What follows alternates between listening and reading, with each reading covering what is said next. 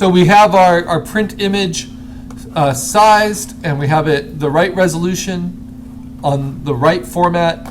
Now we need to flatten it. So that's step 2. And all these are in the class Dropbox for you. So we want to flatten the image. Go to Layer, Flatten Image. And this is why we're saving it as a print ready file, a PR file, because that automatically rasterizes my EPS for this particular print job. And now I simply save it as my print ready TIFF. Now I've already made it the right size, but what if it wasn't the right size, or what if I wanted to check it? You do that under Image, Image Size. The first thing you do is make sure that resample is unchecked. That way, no matter what you put in, it will always keep the original pixel count. Remember, this is just a grid of pixels. So if I tried to print this to be 11 inches wide by 14 inches, notice how it will change everything else, so it's always the same number of pixels. Whereas if I resample it, I can force it to be 11. I can even unlock it so it warps by 14 by 350 pixels per inch. But then you can even tell, even a little bit in the preview, it starts to soften the edges because it's having to create extra pixels. It was 28 megabytes. Now with this new pixel count, it's 54 megabytes. And in making up all those extra pixels, it blurs it and softens it and will make it so it doesn't look very good. So instead, always start by checking resample and then putting in your desired dimensions and resolution, and make sure that you have enough pixels to support that. Again, with EPS files, we create it, it matches whatever format we set up, so it's not a problem. Okay, so once it's flattened, it's just one background layer. Then we say File, Save As, to the desktop. A TIFF file. TIFF saves a lot more space than Photoshop through a lossless compression format called LZW. So PR, Carl, color logo, TIFF, to the desktop, save. We always want LZW as our compression. You don't lose any quality, it just saves space. It does that by using an algorithm that just takes a little bit longer to close and a little bit longer to open, but it's well worth it. So now I can close that. And if I check the Get Info on it, I'll see that even though it's a very high-res image with a lot of subtlety and a lot of different colors at 350 pixels per inch, it is only 1.5 megabytes of space, which is a great archive format. And now what do I do with that? I go to the class Dropbox.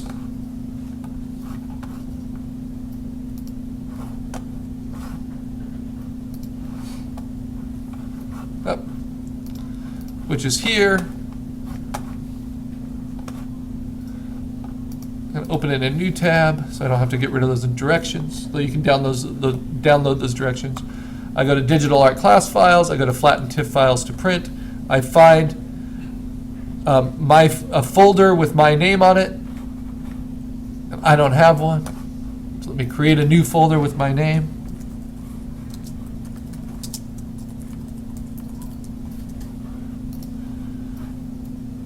And then I simply open that folder up, and I'm going to click on this icon to upload, choose my file from the desktop. That's why you save it to the desktop. It will be the only one that says PR, that is print ready. And open it. Now because it's flattened and it's saved as a TIFF, it should upload really quickly, even if it's a high-res file like this. Then you say done. Now these Dropbox folders are hardwired. This Dropbox account is housed on our printing computer. So now all I have to do is go back to the printing computer, click on the Dropbox icon, and I can open it up just like I can one of these in my Dropbox folder here. And then I open it up in Photoshop and I print it. And the way I print it, so let's say we're on the print computer now.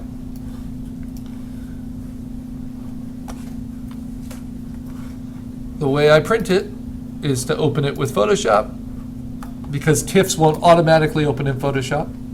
You want to right click and direct them to do so.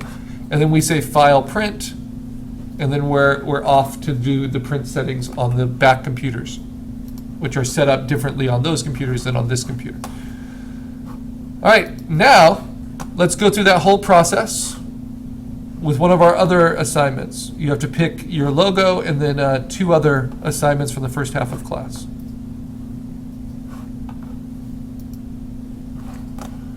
So we're going to go through this process again, but this time we might have to change the physical dimensions of our image because they're already set into a pixel grid.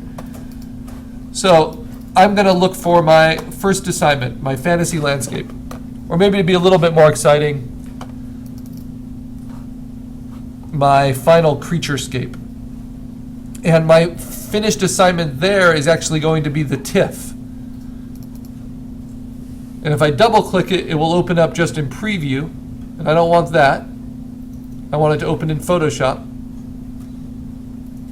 But that looks pretty high res. So let me open that up in Photoshop, right click it.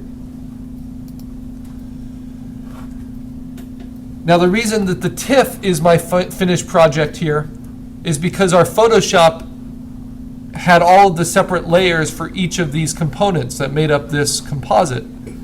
Whereas my TIFF flattened all of those together and then did some special processing effects on top to kind of mess with the color.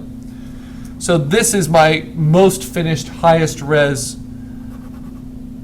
no compression image. So this is the one I want to use to make print ready. So what's the next step?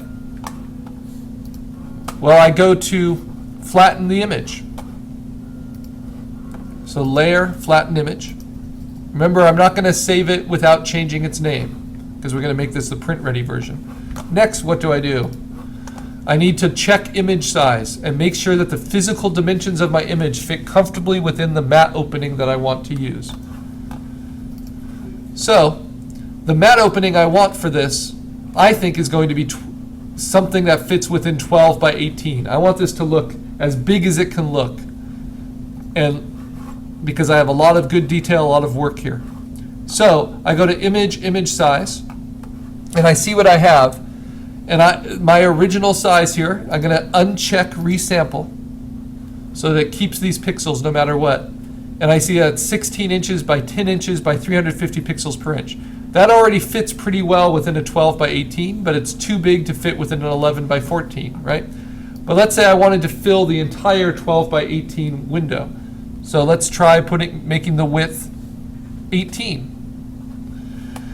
And do I have enough resolution? Well, if it's between 300 and 350, that's great. That's still ideal resolution. So yes, I have enough resolution.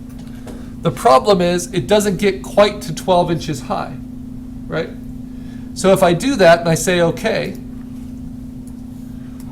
and then I go to image canvas size and actually make the paper with a white extension like it will print 12 inches tall, this shows me exactly what it would look like in the matte. So this is my 16 by 20 outside dimension matte. This is my 12 by 18 opening. That's the window. So we're fitting that print into this pre-cut matte. And it looks pretty bad having a white stripe at the top and bottom. So what else could I do? Well, I could make the image size, if I wanted to fill the whole window, I can make the height 12, and then the width is going to be a little too long. But it's still over 300, so I say OK. And now I go to canvas size, and I make it 12 by 18. And now it will actually trim it. It will cut on the edges to make it that. And then I can see, OK, well, that's what it would look like with the matte here. And yes, I've lost a little on each edge, but maybe I like that. So that's going to be my finished resolution. It's 12 by 18 inches by a resolution that is more than 240 pixels per inch, which is the bottom that I'll allow you to print. And so it works. So I can now save this and make it print ready. So it's flattened. Now I say File, Save As. And all I do is add PR, standing for print ready, in front of the name I already have, and I save it to the desktop. I use Command D as a shortcut in this Save As window to navigate to the desktop. Then I save. I always want LZW on, save space.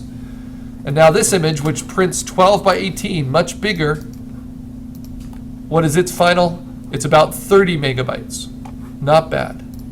That will print just fine. Why don't we want too much memory when we're printing? Because the bigger the file, the more the computer and the printer have to process that file while it's printing.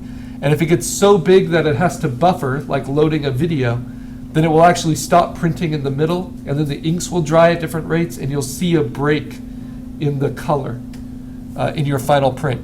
And that's also why we hardwire our printing computers. We don't have them wirelessly connected, because that just increases the buffering. All right, my next assignment, I'm going to have it fit within this mat.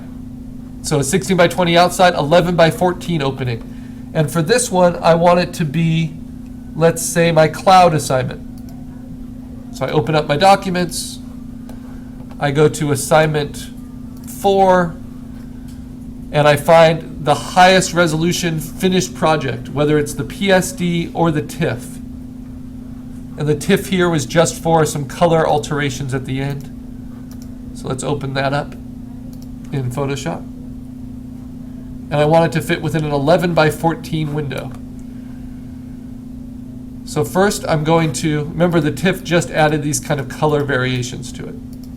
But if I like those and I'm happy with the way it looks, this is how I want it to print. I first flatten the image. Then I say image size. I want this to fit within an 11 by 14 at 350 pixels per inch. The problem with it now is well, I'll just show you. If I make it exactly 11 by 14 as a canvas, it's going to cut away on two edges, and it's going to grow it with white space on the other two edges. And that's what it would look like in the mat. So it's cut off here, and it adds those white bars, which I don't want. The problem is, if I try to change it to fit within an 11 by 14, it's still a good resolution. So I find the limiting factor, which is the height, and I make that 11, and then I make the canvas size 14, it's going to cut off too much. And I don't like the way that looks. So now this is the other solution I can have. I need to shrink it enough so that it fits nicely within the 11 by 14 window with white space on all sides. So let's see what that looks like.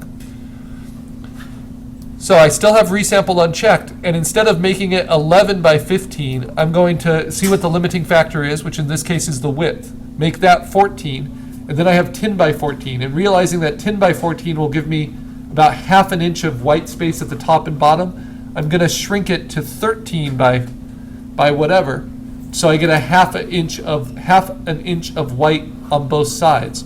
That only increases my resolution because I'm actually shrinking my original image. Now if I put it within the canvas size of 14 by 11 inches with an extension color of white, which is not a necessary step, but it really helps you visualize exactly what it would look like in the mat. So now this is 14 inches, this is 11 inches.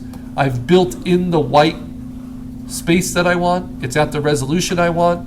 If I view it at 100%, I'll see what the real pixels will look like when it's printed. And it looks really sharp and clean, maybe even a little too sharp for a cloud. But that's my project.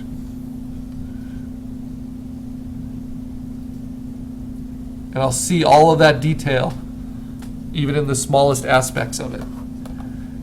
So that is what I then want to say is my finished print ready. So I say File, Save As, because I don't want to overwrite my existing TIFF. My print ready version onto the desktop as a TIFF. Okay, then I upload those files. My logo is going to fill this mat, is going to be printed on an 8.5 by 11 piece of paper to fit within an 8 by 10 mat. My landscape is going to fit within this mat with the 12 by 18 opening that you can only get at Michael's, and it's going to fill it entirely. And this last one will